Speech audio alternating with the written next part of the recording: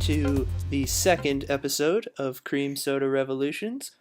For this episode, I'm going to talk about another album that's fairly new. This one came out in 2013, and it is from another one of my absolute favorite bands. This is the album Melophobia from Cage the Elephant. Unless they've released something literally yesterday, it's their most recent album. And man, I'm not sure if it's my favorite album from them. It's a tough call for me. But I'm going to do my usual thing. If this is your first time tuning in, what I like to do with the record that I'm talking about is go through each song individually, just say one or two quick things about them, and then I'll go over the album as a whole and any interesting stories or themes that I've picked up on or anything like that. I usually save near the end. And then I have my music geek, which is just sort of a story that's usually related to the record, but isn't like about the record. Okay, so Melophobia, track number one, Spiderhead. Well, it's a great album opener.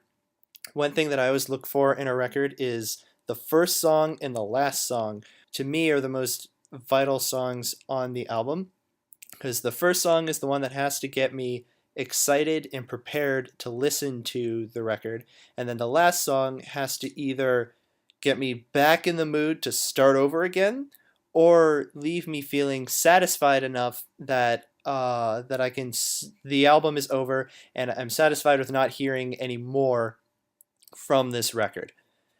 And Spiderhead is a pretty good first song. It's not a perfect first song. I feel like, as an example, A Perfect World from After the Disco was a very good first song in the way that it had a nice gradual build up, but it still had the right energy and feel and that sort of stuff. Spiderhead doesn't really have a build, but it does have the right energy and feel, and it works very well as more of an opening montage film or song in a movie. So like here's the opening credits and they're introducing some of the main characters and that sort of thing, as opposed to something like A Perfect World, which is more of maybe the opening in like an art film. So like something like Synecdoche, New York, where which is not intended for regular Joe Blow Hollywood audience. So it has like a slower pacing to it, but it's great for starting an album if all you're paying attention to is the album. Whereas Spiderhead is a good example of all I'm paying attention to is the is not just the album. Like I'm not just paying attention to the album. I'm also on the bus, or I'm also biking, or I'm hiking, or I'm at the office, or whatever.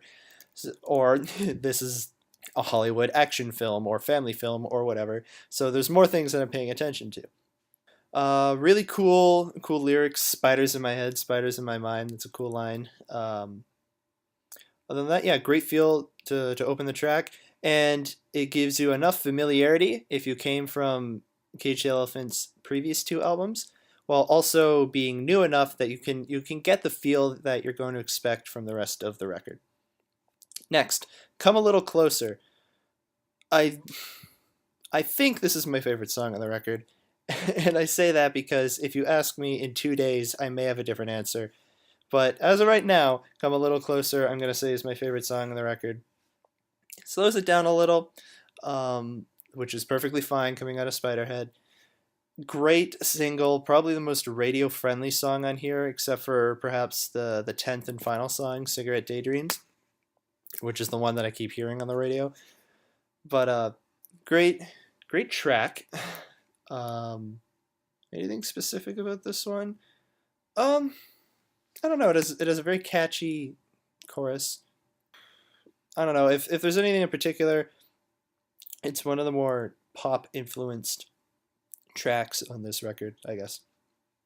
Next, Telescope. Telescope is cool because it's really the first track that their singer, and I don't remember his name. I'll leave a link to him in the dump.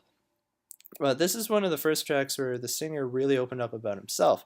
Because one thing about Cage the Elephant is if you read about their first two albums, especially the first one, their self-titled debut album, um, one part of the writing and recording process is that their singer, who also writes at least the majority of their songs, consistently has trouble as far as finding an influence for the slower songs.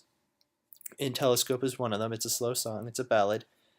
And Telescope, I don't know if he actually really delved inside himself, but it sounds like he really got into his own head and his own emotions for this song, and it's really cool. It's about sort of looking at yourself. It's the idea is that he looks through a telescope, and on the other end he sees like himself, or at least the way that he views himself.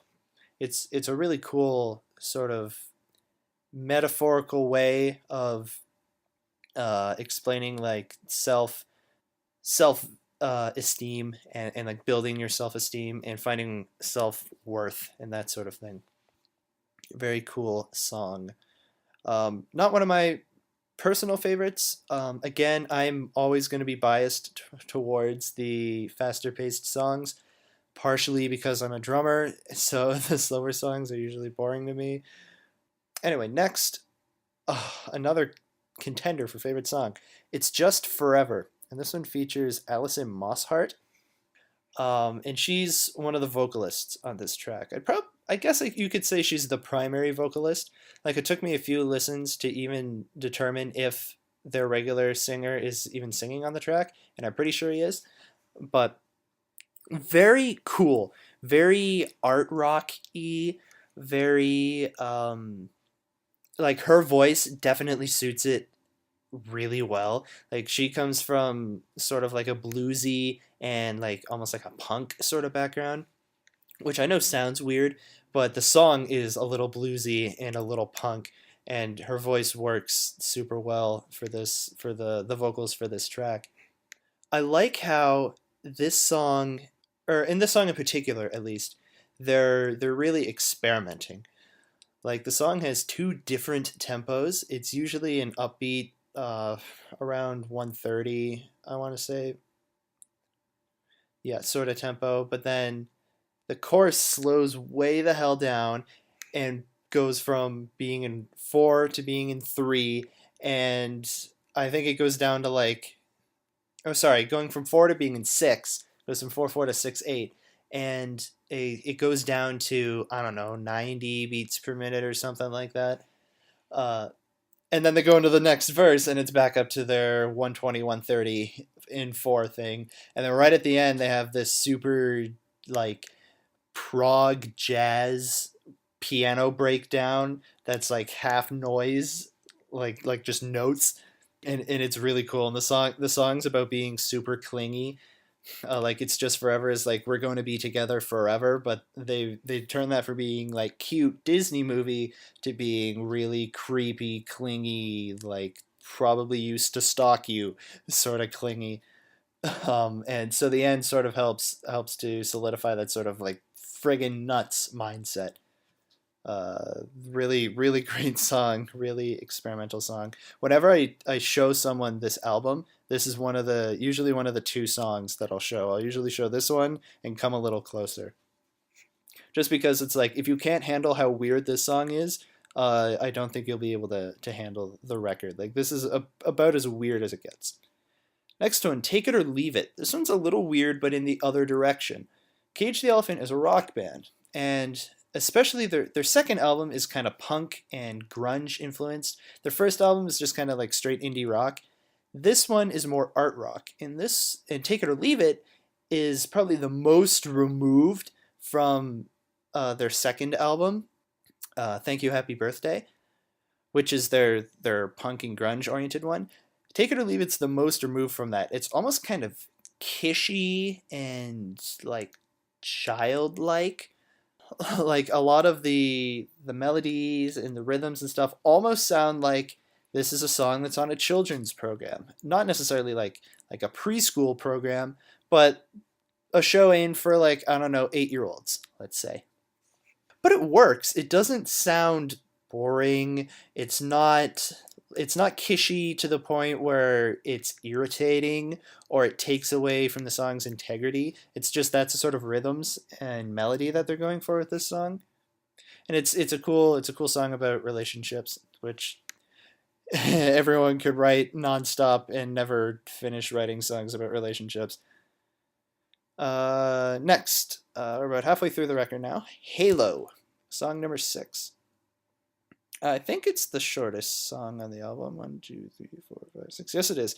Shortest song on the album at 2 minutes and 58 seconds. This one's cool. This one's probably one of the less memorable songs on the album, just because it's kind of straightforward. But I'm not saying it's a bad song. It is a good song. But it doesn't have the sort of memorable quality that most of the other songs on the album have. Cool, straightforward rock with some art rock influences that the whole album has. Other than that, I don't know. I don't know what else I could say about this one. It's a good track. It's a good track. It's just not incredibly memorable. It's like one thing I mentioned last time was the sort of having every track on the album be, if not actually a single, be possible for it to be a single. Melophobia doesn't quite have that, and Halo would be one of the tracks that prevents it from having that. It's not. It could be a single as far as like what it sounds like.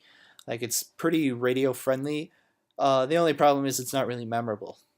Is the only thing. Next, Black Widow. This one, I think, is the most liberal with horns, as in like a horn section. Like the melody during the chorus and during the intro and stuff is horns. So it's one of the more art rock-y. The vocals are, if not falsetto, then his head voice goes much higher than I would have given him credit for.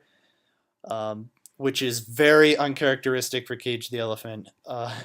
That's one thing with this album is if you go into it expecting more of their first two albums, you may be a bit disappointed. If you go into it expecting them to grow, like how they grew from their self-titled debut into Thank You, Happy Birthday, Melophobia is more growth, but it's in a different direction. Is my only word of advice.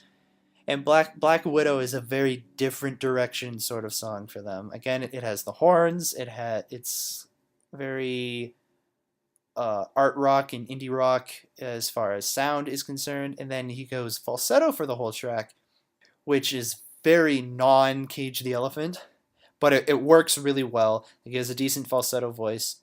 And it's not like it being falsetto is detrimental to the track. If anything, I think it sounds better because it's falsetto. The only other thing would have been have Alison Mosshart sing this one as well.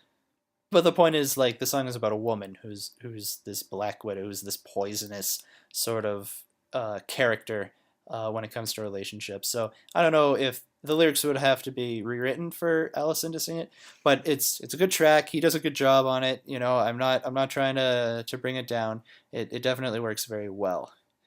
Next, Hypocrite.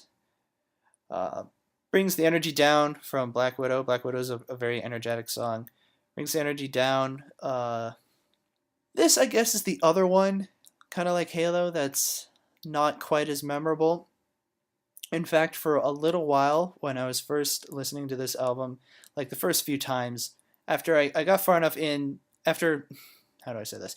After I'd listened to the album enough times that I remembered most of the track names, but not necessarily which track had that name, this one, Hypocrite, and Halo, those two tracks I would mix up occasionally. Like, okay, for example, Take Her to Leave It, the fifth song would play, and I'd be like, okay, is the next song Hypocrite or is it Halo? Oh, okay, it's Halo. That sort of thing. But like Halo, it's a solid song. It's just not very memorable. It doesn't have anything particularly special about it, but it is a solid track. You know, it's not bad. It's a solid track. It's just not special, I guess. There's nothing really special about it. The next one is Teeth. Teeth is one of the other out there tracks, but this one is cool because this one's both everything that makes Melophobia different from their previous two albums, while also being everything that makes Thank You Happy Birthday different from the other two albums. Because it's art rock, but it's also very punk and very like heavy rock and very grungy together, which is strange, and it's something that I wouldn't expect to go together. And if they do go together, I wouldn't expect it to be particularly excellent, but it is. It works very well. It's very energetic. And then the last, I think it's about a minute and a half, is this breakdown to this like spoken word poem sort of thing that he says. I'm not sure if he's quoting something or if he wrote it. I couldn't find anything that he may be quoting off of, so he may just be quoting something super indie and super unknown. But man, is it sounds cool. The stuff that he's saying is pretty awesome. And this track has what I'm pretty sure is a baritone saxophone solo in it, which is so great. And then the breakdown is like entirely horns and drums, and it's so cool. It's such a great track. This one's my third favorite song on the album, with either Come a Little Closer or It's Just Forever taking the first spot. This is such a cool track. This is the other kind of weird track on the album, but as usual, it's very good. And finally, the 10th and final track, Cigarette Daydreams, the one that you've probably heard on the radio from this album, at least if you listen to rock radio. Very commercial-y, and it continues this trend with Cage the Elephant, where the final song on the album is a ballad, and it's like usually their most stripped down, bare bonesy ballad. In this case, I'd say Telescope may be more stripped down, and by that I mean like minimal arrangement, not a lot of instruments, not a lot of vocal tracks and overdubs and that sort of thing. Just like one guitar part, maybe like a rhythm guitar part, maybe a bass, maybe drums and vocals, and that's it, is what I mean by that. And Cigarette Daydreams is that sort of song, not quite as stripped down as some of the other ones, especially Telescope. I feel like Telescope is really the bare bones minimum sort of ballad on this track, or sorry, ballad on this album. But Cigarette Daydreams is the other real ballad. Very good, very commercially sounding, I guess. It's one of the less weird songs, or one of the least weird songs. But it's a good track. Like, I don't mind that I hear it on the radio all the time.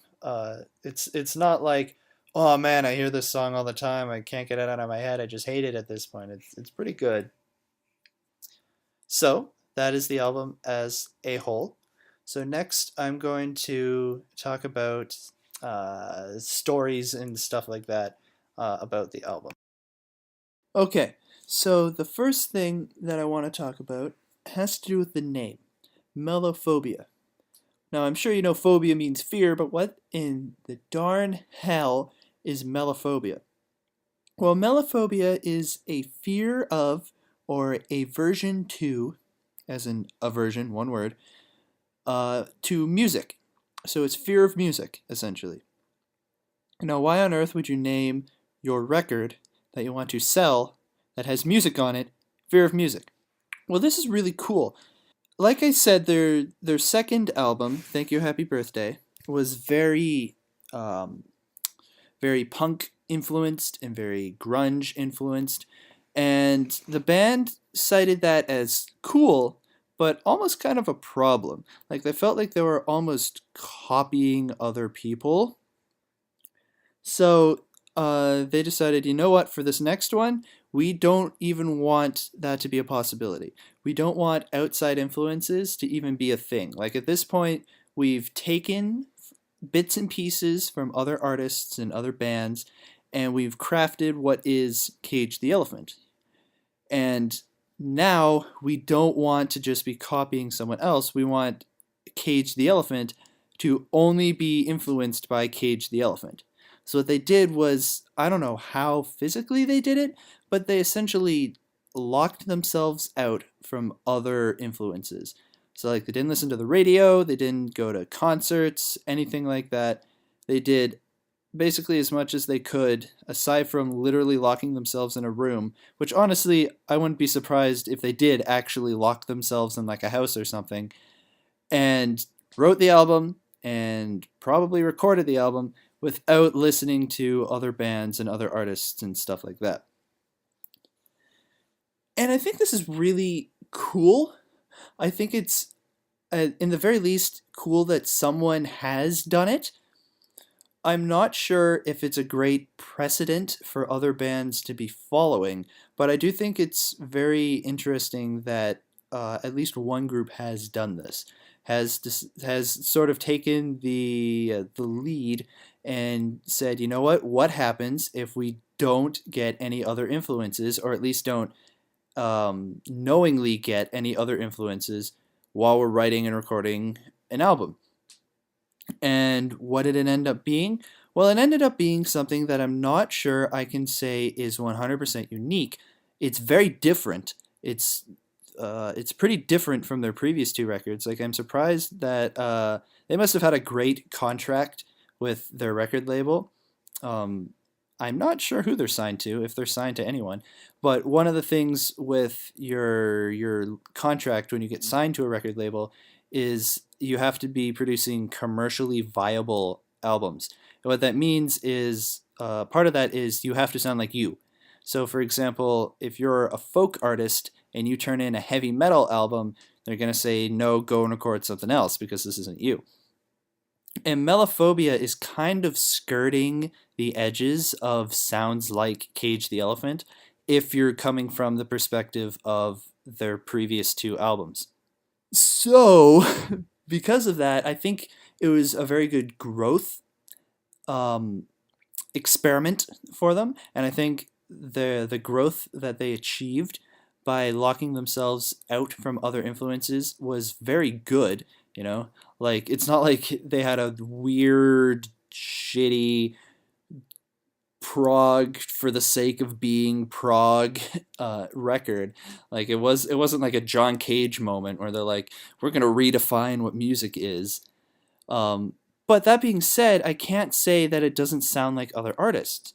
You know, it sounds kind of like if Cage the Elephant sat down in a room for a weekend with Arcade Fire and David Bowie, and the resulting album was Melophobia. You know, it definitely sounds, at least to me and from my experiences, it sounds like it was influenced by Arcade Fire, David Bowie, that sort of um, art-ish sort of thing. Maybe a little bit of like Supertramp even in there. Especially "Take It or Leave It" could have been a Supertramp song, honestly. Um, so did it work? I don't know. I mean, they did release an album that's different, and they did release an album that's very much theirs. But is it does it fix the quote unquote problem of the previous album sounding a lot like stuff that they're like artists that they're really into? Well, I don't know because it kind of sounds like other artists. It's just instead of sounding like this group of artists, now they sound like this very different group of artists. So, was it successful? Good question. But I do think it was a very good growth experiment. And that certainly worked as far as the band growing. Next thing that I want to talk about, I want to go a little more into the song It's Just Forever. I'll go with. It's Just Forever has such cool lyricism that like I've got to talk about the lyrics for this album. One of the I think it's the second verse is and this is the part that when I first heard the words of this, I was like, okay, this is the kind of song that this is. All right. The second verse goes, maybe we can die together, laying side by side. Even in the afterlife, girl, you'll still be mine. And it's like, holy crap. Really? Maybe we could die together. Holy shit. Like, it's not an artsy metaphorical sort of lyric to this song, and that isn't really Cage the Elephant. Like with the one of the things that makes the ending of Teeth really stick out to me is that that's very metaphorical and artsy, and Cage the Elephant lyrics aren't like that. Cage the Elephant lyrics are usually a little more blunt, not super straight to the point and obvious and that sort of thing, but they're usually a little more blunt. And this song makes excellent use of that with the lyrics. Holy crap. Oh man, I just wanted to mention that really quick. The friggin' lyrics to It's Just Forever. Oh man. Very it kind of reminds me of I Will Possess Your Heart by Death Cab for Cutie, the song that sounds like it's the sort of Zero trying to get the girl at the beginning, but then you realize by the end of the song, like, okay, no, this guy is friggin' creepy and is like following her and shit, and and this guy is not good for like any woman probably. That's the same sort of vibe that I get from It's Just Forever. Like, I really hope that whoever this song, like, whoever the singer is singing to, like, the singer isn't the character. I really hope whoever they're singing to hasn't bound themselves, or themselves in some way to the singer. Oh, man. But that's kind of all I have to talk about. I spent a lot of time this week as far as talking about individual songs. So I'm going to go over my music geek for the week and then my quick recommendation at the end, and then we're going to wrap this up. And my music geek has to do with the genre of this album. And I don't usually like talking about genres except for when making recommendations. Like, I don't like having to define anything until someone says, "What else do you know that sounds kind of like this?" And then I like genres because then I can say, okay, well, if you like this artist, they're, say, dream pop. So here's 5 other dream pop artists that you should check out. That sort of idea. I'm not even going to go into what dream pop is. But so I'm not going to talk about like what genre this is. I feel like it's art rock influenced. It's indie rock probably at its core. It has some grunge influences, that sort of thing. But I want to talk about what modern music has sort of done to the idea of a genre. And what I mean by that is a lot of music that I've listened to that's come out since the year like 2005, 2007, since around then, is kind of all converging, which is a little weird because if you ask someone who cares about genres, they're going to say, oh no, there's new genres all the time, and music is always expanding and stuff like that. I'm going to call bull. I'm just going to say that we're getting a little more particular when we classify stuff to the point where each artist can essentially be their own genre because that's their unique sound. I'm saying that instead, stuff is kind of sounding the same, but in a good way. Like things are sort of converging towards this central, I don't know, music idea, where at this point, like I can describe a band and say that they're rock, and half the time they don't sound like rock. Like an example would be the band Klaxons. Klaxons I would describe as, if not rock, having rock influences. Technically, they're classified as new rave, which they coined, but it works, which is kind of between like punk and dance music. Before dance punk, which is another friggin' genre, but before dance punk became a thing fairly recently, it was new rave, which is a little more punk oriented. I mean, it all sounds almost the same. So I don't get why we care about genres. But I would classify Klaxons as sort of rock E, but they sound way different from Cage the Elephant, who sounds way different from Foals, and I would say Foals is rock. And they sound way different from Broken Bells, and I would say Broken Bells has some indie rock and some alt rock in them. So I don't know. It's kind of like, what is rock anymore? I don't know. Maybe that's a little out there. I think it is kind of out there. Kind of like this record. Hey, brought it around. So it has been half an hour. So I'm just going to talk about my recommendation really quick. That was just my quick music geek for the week, which was thinking about genres, thinking about are all these uh, incredibly more benign subgenres really necessary, or should we take a page out of Metal's book and instead of doing that, should we be a little more broad with stuff? I don't know. So My final recommendation with the album. I initially wasn't going to do this every week, but since I had the recommendation with the last one, I'll recommend how you should listen to the album, at least from my experience. With Melophobia, you should listen to this album in one of two situations. Number one, leaving your house to go to school or work or whatever, because it's going to get you pumped to do whatever it is, even if you don't really want to do it. Like if I had found this song in high school, like in the 12th grade when the song had come out, 12th grade, maybe 11th grade, I don't know when in 2013 it came out, but whatever. If I had found this song in high school, riding the bus to high school would have been way more exciting for me. And it makes a day a little more bearable. I usually end up putting it on those days where I have to leave at like 7:30 in the morning, just to make the shitty slouch through traffic to college a little more bearable while I'm falling asleep and everything. So when you're leaving to go to work or school, and then the other time that you should listen to it is when you're going back. When you've gotten out of work and it's like say 5 and maybe not 5. If you get out a little earlier, it's not because you're probably just going to get pissed if you listen to it in rush hour traffic. But let's say you get out at like 2:30, say you're in high school, you get out at 2:30, 2:15, whenever it is that high school ends. I don't remember. But you get out of class and you get on the bus, or say you're older and you can drive home or you walk or whatever. Put this record on because it's gonna get you pumped to not be at school. It's gonna get you pumped to go home and do whatever it is. Turn on your Xbox, go outside and walk your dog, go chill out with your friends at the movie theater or whatever. It's gonna make you excited to do whatever it is that you're heading towards, whatever it is you're currently going to go do.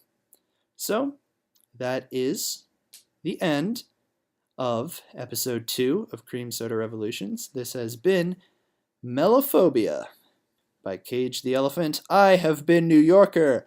You guys have been great. And I would like to thank you for tuning in this week. This is going to be a bi-weekly thing simply because I am too busy right now to be able to record one a week. And man, 52 albums a year? Are you kidding me? Oh man, I'd have to listen to a lot of music. So yes, this will be a bi-weekly thing. So, signing off, adios, ciao, if I want to use my native tongue.